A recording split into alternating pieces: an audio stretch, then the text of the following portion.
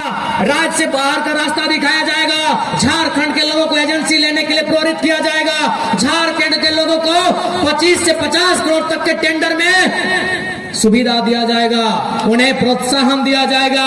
क्योंकि केवल नौकरी की बात क्यों कर रहे हो? नौकरी में क्या, टेंडरशिप की बात करो। 50 करोड़ तक के टेंडर में झारखंडियों को प्रोत्साहित किया जाएगा। इसलिए आज आपको इस बात का ध्यान रखना है, कल को इसी कार्यक्रम में हो सके मुख्यमंत्री की अर्धांगिनी आएंगी, आके फिर बोलेंगी कि 1000 रुपया दे दिए, तो उनको बोलिएगा ठीक है भाभी जी, अच्छा बात है, चलिए हिसाब कर ही लेते हैं। आपने दिया 1000, बच्चों का फी 300, हमारे राशन का खर्चा 300, तनी मनी बीमारी ज्वर बुखार सर्दी खांसी बचा 1 रुपया नहीं। और आपको क्या दिया? मुख्यमंत्री की तनख्वाह 3 लाख, मुख्यमंत्री के पत्नी की तनख्वाह 3 लाख, उनकी भाभी की तनख्वाह 3 लाख, उनके पिताजी की तनख्वाह 3 लाख, उनके भाई की तनख्वाह 3 लाख। कितना हुआ? 15 लाख। और आप 1000 में मान गए। इसलिए याद रखिएगा। और जहां तक बीजेपी वाले अगर आएंगे तो उनसे पूछिएगा कि उड़ीसा में आपने कैसे सरकार बनाया। अरे उड़ीसा में बीजेपी का दाल नहीं गलता था। नवीन पटनायक लगभग 2 दशक तक सीएम रहे थे। नवीन पटनायक पूरे भारत के अगर टॉप 5 मुख्यमंत्री लेके आएंगे तो नवीन पटनायक आएंगे, लेकिन उस शख्स को कैसे हराएगा बीजेपी से पूछिएगा। मालूम है, झारखंड के लोग जानना ही नहीं चाहते हैं। नवीन पटनायक जो 20-25 साल मुख्यमंत्री रहे वो कैसे हारे मालूम है?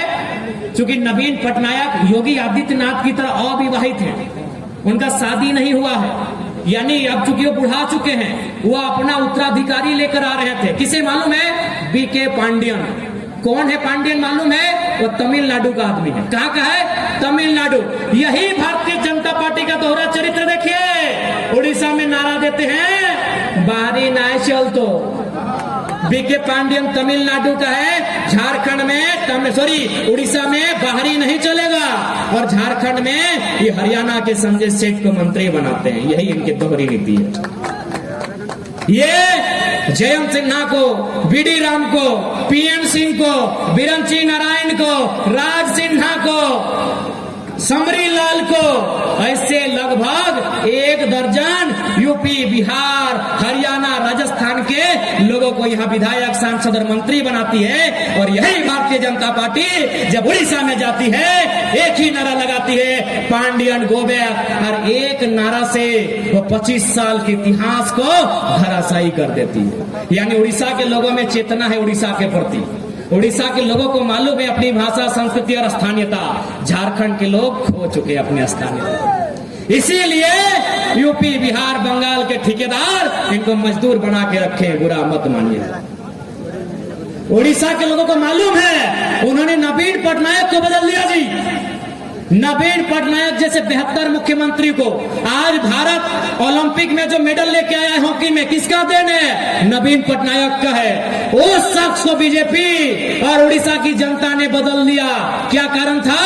पांडियन नहीं चलेगा उड़ीसा में। और हम लोग के यहाँ रघुवर दास चलता है, हम लोग के यहाँ बिरंची नारायण चलता है, हम लोग के यहाँ निशिकांत दुबे चलता है, हम लोग के यहाँ बीडी राम चलता है, हम लोग के यहाँ यशवंत सिन्हा, जयंत सिन्हा चलता है। इसीलिए यूपी बिहार के लोग ठेकेदार और हमारे लोग मजदूर बन के झारखंड में रहते हैं। आपका जमीर मुर्दा हो चुका है। आप जाति और धर्म के नाम पर वोट देते देते अपने रोटी का हक खो बैठे हैं। उड़ीसा के लोगों से सीखिए, नवीन पटनायक को ठुकरा दिया। उड़ीसा के लोगों ने नवीन पटनायक को ठुकरा दिया और आपने रघुवर दास को स्वीकार कर लिया छत्तीसगढ़ के। आपने हरियाणा के संजय सेठ को राज्य मंत्री में स्वीकार कर लिया। आपने जयंत सिन्हा को स्वीकार कर लिया उड़ियन मंत्री। आपने अन्नपूर्णा देवी जो बिहार से संबंध रखते, उनके पति झारखंडी थे, आपने उनको स्वीकार कर लिया। उड़ीसा के लोगों से सीखिएगा।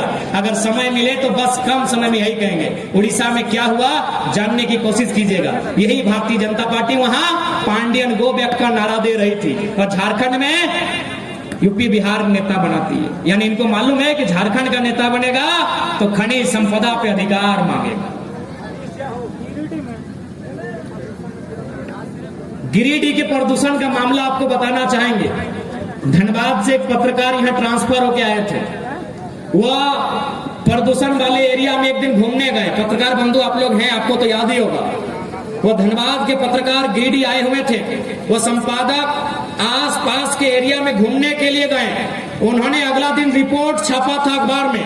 रिपोर्ट क्या था मालूम है कि प्रदूषण के कारण यहाँ की गाय बछड़ा तो देती है, दूध नहीं दे पाती है। जब एक गाय पर इतना बुरा असर पड़ा है तो इंसान पे क्या असर पड़ता होगा।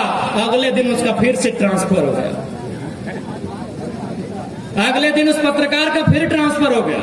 ये तो आप जानते होंगे कि गिरिडीह की घटना है। उन्होंने बस इतना लिखा था कि प्रदूषण के कारण गाय बछड़े को तो जन्म देती है लेकिन दूध नहीं दे पाती है। जब गाय की हालत ये है तो इंसान की हालत क्या होगी। इसलिए आपको इस बात की गारंटी देते हैं, जो भी कंपनियां प्रदूषण नियमों का पालन नहीं करेगी, हमारे सरकार में आने से वो सीधे प्रतिबंधित कर दी जाएंगी, वो सीधे प्रतिबंधित रहेगी। यदि प्रदूषण के मानकों का ख्याल नहीं रखेगी, ऐसी कंपनी का संचालन हमारे राज्य की सीमा में नहीं होगा। अब बाबूलाल मरांडी जी का बात ही नहीं है। तो जानते हैं कि 4 मीनार से कूदने वाले थे, पता नहीं कहां तक कूदे हैं। हरिद्वार जा रहे थे खेती बाड़ी करने, पता नहीं कुदाली उदाली मिला कि नहीं मिला। नहीं, मुख्यमंत्री का सपना उनका कंफ्यूज हो गया। ये चंपई आके कंफ्यूज हो गया। ये चंपई आके बाबूलाल मरांडी का सपना थोड़ा कंफ्यूज हो गया है। लेकिन एक बात है, समय सबको मौका देती है। यदि बाबूलाल मरांडी आज होते और विलय नहीं करते तो शायद हम जितने भी स्टूडेंट थे बाबूलाल मरांडी के साथ होते, शायद हम लोग की नई पार्टी नहीं बनती। लेकिन कहते हैं समय उन्होंने इंतजार नहीं किया। कितना इंतजार करते, बूढ़ा आदमी हो गए थे। और याद रखिएगा, आस्था सबका है, धर्म सबका अपना अपना है। लेकिन याद रखिएगा, यदि कोई राजनेता अगर धर्म का नारा लगाता है यानी वो अपने पाप कर्म को छुपाने के लिए लगाता है। धर्म सबका है, हम इंसान हैं, एक भाईचारे के माहौल में रहते हैं। हमारा कर्तव्य बनता है कि हम एक दूसरे की धर्म का आदर करें, उनके पर्व त्योहार में शरीक हों, सम्मिलित हों, उनकी खुशियों को बांटें, उनकी खुशियों के संग गाएं, उमंग मनाएं। लेकिन यदि कोई राजनेता अगर धर्म की बात करता है, वो अपने पाप कर्म को ढकने का काम करता है। मैं अब अपनी बात को विराम देने से पहले, चूंकि धर्म की बात आई है और धर्म की राजनीति होने लगी है, तो मैं एक उदाहरण दूंगा। इस देश में एक संत हुआ करते थे, स्वामी विवेकानंद। उन्होंने एक लाइन कहा था कि यदि पड़ोस का बच्चा भूख से रो रहा है और यदि आप भगवान को 56 भोग लगा रहे हैं तो अभी तो पुण्य नहीं, आप पाप की हकदार है। तो इसलिए आपसे निवेदन होगा, धर्म का आस्था का पालन करें। लेकिन याद रखिएगा, जो गलत है उसको कहिए।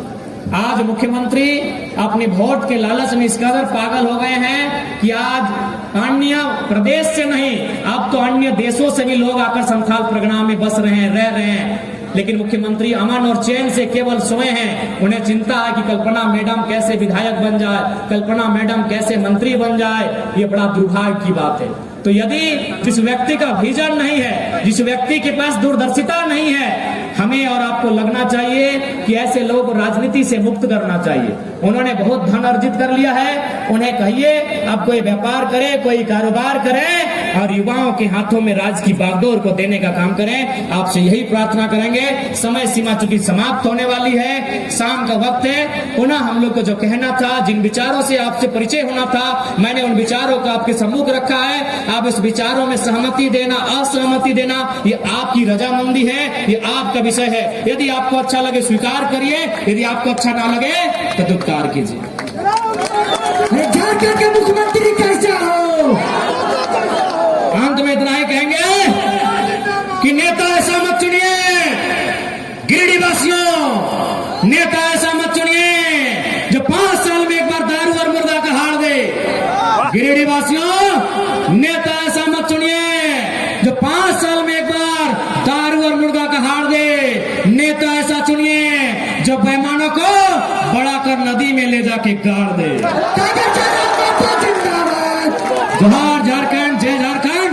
आज के इस कार्यक्रम में उपस्थित तमाम हमारे हमारे पार्टी के पदाधिकारीगण, आज इस कार्यक्रम में उपस्थित तमाम हमारे पार्टी के सदस्यगण, प्रमंडलीय, केंद्रीय, प्रखंड, पंचायत स्तरीय तमाम पदाधिकारी एवं सदस्यगण, आज किस कार्यक्रम को ऑर्गेनाइज करने में गिरिडीह जिला के तमाम पदाधिकारी, उनके अध्यक्ष समेत तमाम पदाधिकारी और सदस्यगण का आभार, स्थानीय प्रखंड इकाई का भी धन्यवाद, बहुत बहुत आभार। आज किस कार्यक्रम को अपने कैमरे में कैद करने के लिए, अपने लेखनी में लेख के रूप में उभारने के लिए तमाम मीडिया साथियों, आप सभी का धन्यवाद, आभार, अभिनंदन, जोहार, नमस्कार, आदाब। आज इस कार्यक्रम में स्थानीय थाना प्रभारी, उनकी जितने भी पुलिसकर्मी आए हैं, उनका भी अभिनंदन, आभार। आपका यहाँ तक चलकर आना हमारे लिए बहुत ही गौरव का विषय है, धन्यवाद आपका। और हाँ, आपके लिए भी इतना ही कहेंगे, जितने भी हमारे पुलिसकर्मी भाई लोग हैं, आप निश्चिंत रहिए, यदि हम लोग सरकार में आते हैं तो आपकी जो ये शिकायत होती है कि गिरिडीह को ट्रांसफर किया जाता है गढ़वा जिला, हम लोग आपको 34 जिला चुनने का अवसर देंगे। यदि आप गिरिडीह के हैं तो देवघर चुनिए, धनबाद चुनिए या आपका जामताड़ा चुनिए। पुनः आज के इस कार्यक्रम में उपस्थित हमारे जितने भी भाई बंधु, हमारी बहनी, हमारी माताएं, हमारे चाचा की उम्र के जितने भी लोग आए हैं, हमारे अभिभावक स्वरूप सभी को मेरा नमस्कार रहेगा, मेरा वंदन रहेगा, मेरा जोहार रहेगा, मेरा आदाब रहेगा। एक नन्हा सा बालक पारसनाथ के जंगलों से चलकर आपके बीच आया है, इस उम्मीद के साथ, इस आशा के साथ, इस बार 24 के चुनाव में इस राज्य में बदलाव की किलकारी खिलेगी और उसके साक्षी और आप हम सभी बनेंगे। इतने ही कहा कि मैं अपनी वाणी को विराम दूंगा। हमारे बीच एक ज्वाइनिंग के लिए आए हैं, मैं चाहूंगा लालू दादा आए हैं।